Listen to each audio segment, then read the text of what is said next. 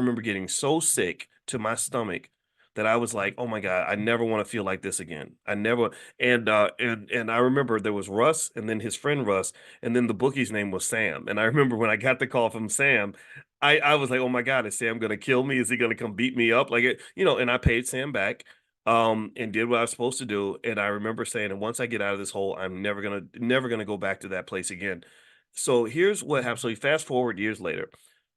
I had my job at Syracuse, and by this time I'm doing well financially. So thank God I didn't come into my money until I became more mature. Because this is what happens to a lot of NBA and NFL players is they come into a lot of money at an age where they're not mature yet, and many of them don't have strong fathers that are heavily involved in their lives to force them and guide them into making mature decisions because the father has a certain level of male economic consciousness and just male consciousness period that the 21-year-old son just doesn't have. He doesn't, so a lot of these NBA players, I mean, you're 21 years old, you've been poor your whole life, and then suddenly you've got $47 million in your bank account.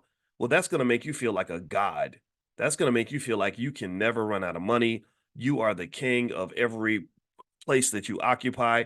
You can do whatever you want and can't nobody tell you nothing. And then all the people that are in your ear, all the little the little melanin deficient people that suddenly want to be around you because you are who you are, these people will just sort of pump you up with this stuff. They'll encourage you. They sort of push you on because they want your economic consciousness to be low even as your wealth is very high.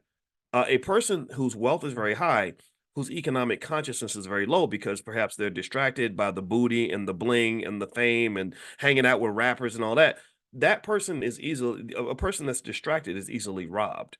So they're robbing you. That's what they do. That's what they do to the athletes. The athletes, they it's like this blur of literally these dopamine hits. You're literally a drug addict to some extent because you've got millions in the bank.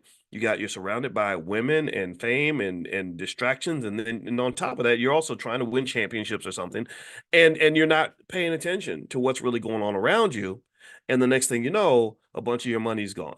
In fact, when I spent a lot of time hanging out with Damon Dash, who helped create Rockefeller Records, I'm convinced that Dame was the brains behind Jay-Z's career, Kanye's career, Rockefeller, all that. He's an interesting guy, and I remember one thing I remember him talking about is that when you get that much money and that much fame and people know who you are, you have to let people know that you're watching because if they think that you're not paying attention, they're going to rob you. He said the nicest person in the world, who seems like the most loyal, friendly person ever, will be literally just siphoning money out of your bank account while you're looking away. And so with Dame, that example really speaks to what happens to a lot of entertainers and athletes.